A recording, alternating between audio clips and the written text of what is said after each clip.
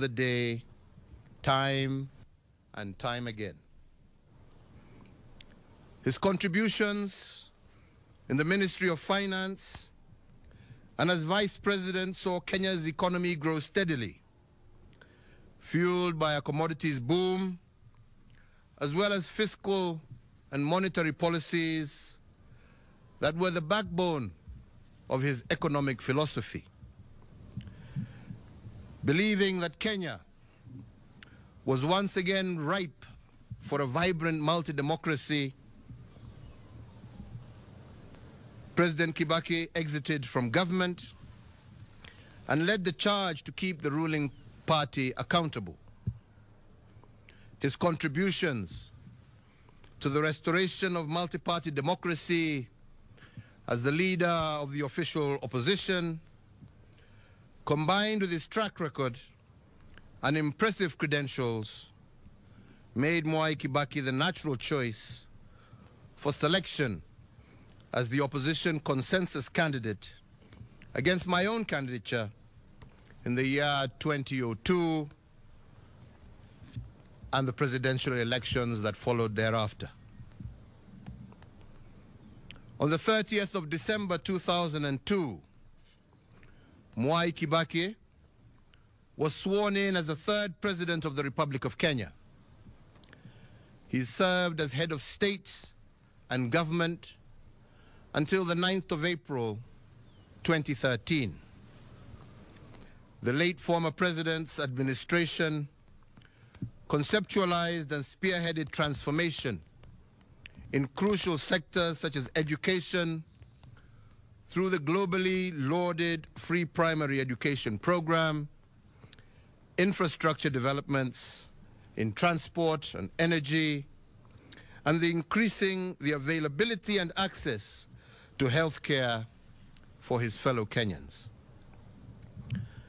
In honor of this great statesman, Kenya remains committed to maintaining policies that promote economic and social empowerment, democracy, the rule of law, and respect for human rights. The late President Kibaki championed the realization and objectives of the East African Community Common Market, of trade liberalization for the citizens of partner states of the East African Community.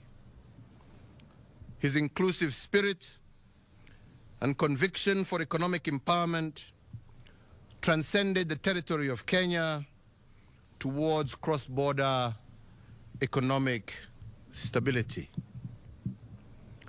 The late former president's central role in shepherding Kenya into a new constitutional dispensation at the culmination of a decade-long quest is a towering legacy that immortalizes President Kibaki.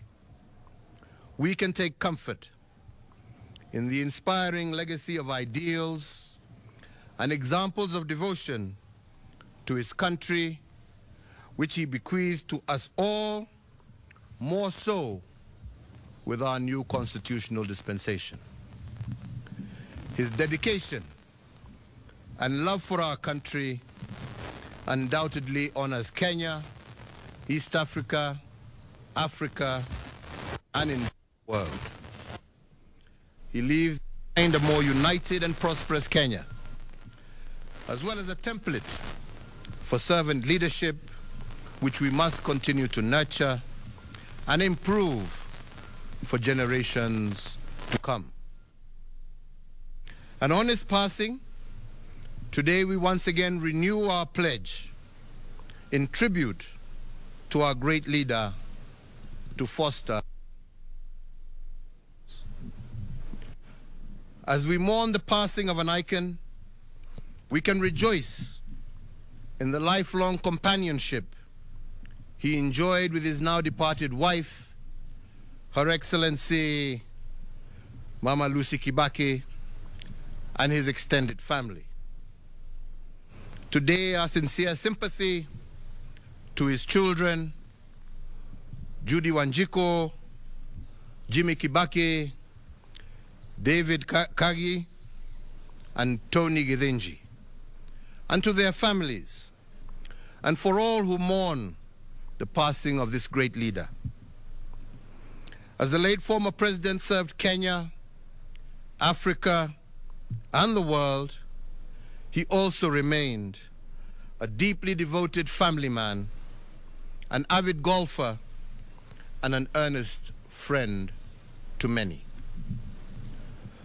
To them we say that while Emilio Mwai Kibaki is no longer with us in body, his spirit, legacy, values, and ideals live on in each one of us and in the limitless ways that he made Kenya immeasurably better.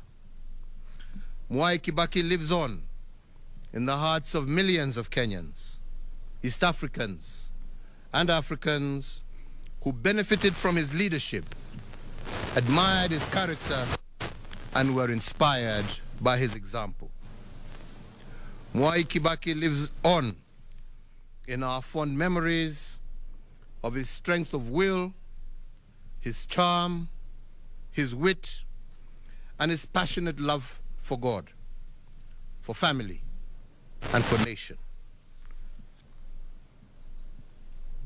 In honor of the life and times of the late former President Emilio Stanley Mwai Kibaki, and on behalf of a grateful nation, I, Uhuru Kenyatta, under the authority vested in me as the President of the Republic of Kenya and the Commander-in-Chief of the Kenya Defense Forces, do hereby order and direct that one, in testimony of the highest of esteem in which all Kenyans hold the person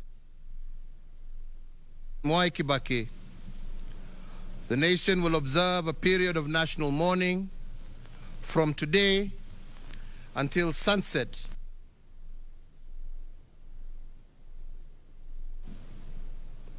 That President Mwai Kibaki shall be accorded a state funeral with full military honors and protocols being rendered and observed. 3, that the flag of the Republic of Kenya shall be flown at half-mast at State House and all Kenyan diplomatic missions, public buildings, public grounds, all military bases, posts, and stations, on all naval vessels of the Republic of Kenya and elsewhere throughout the entire territory of the Republic of Kenya from today until sunset on the day of his internment. And 4, that the President, the Deputy President, the Chief Justice, Cabinet Secretaries, the Speaker of the National Assembly, the Speaker of the Senate, Kenya's diplomats abroad, and whomsoever else is so authorized by law, national flag on their official motorcade from today sunset on the day of his internment. May President Kibaki's family be comforted, may his memory be honored, and may his example be emulated. This issued under the hand and seal of the President at State House, Nairobi, on the 22nd day of April, the year of our Lord, 2022.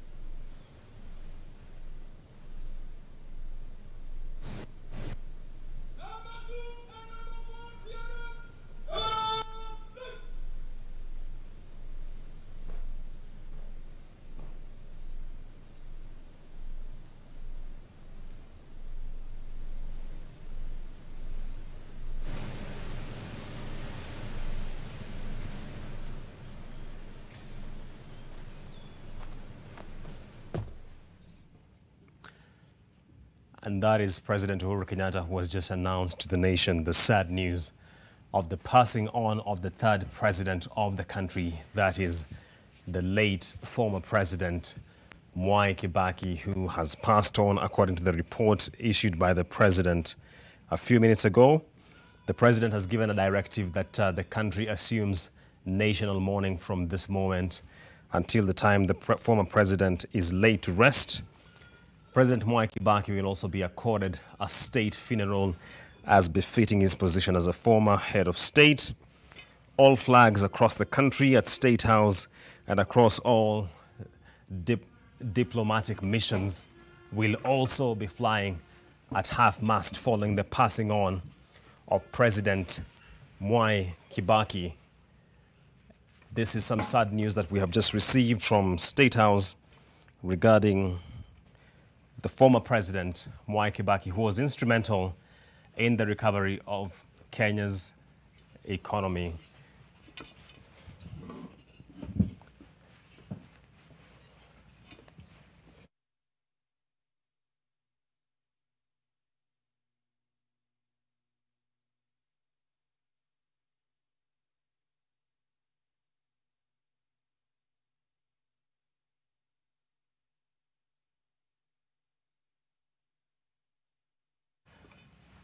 President Mwai Kibaki has departed, and that's the brief that President Uhuru Kenyatta has brought to the nation this afternoon, directing that the country goes into national mourning from today until the time the former president is laid to rest. President Mwai Kibaki will be accorded a state funeral at the president, that is Uhuru Kenyatta, has also indicated that all flags will be flying at half-mast across the country and also in foreign and diplomatic missions. President Kibaki served as the president of this country from the year 2002, following the December election, effectively beginning his term in 2003 until 2013, when he handed over to President Uhuru Kenyatta. He had an illustrious period as the man stewarding Kenya's economy, stimulating a recovery, rolling out the Vision 2030 agenda. President Kibaki, it should also be remembered, served as arguably the longest finance minister in this country from 1969 up till about 81. And in that portfolio, he was quite instrumental in shaping Kenya's post-independence economic policy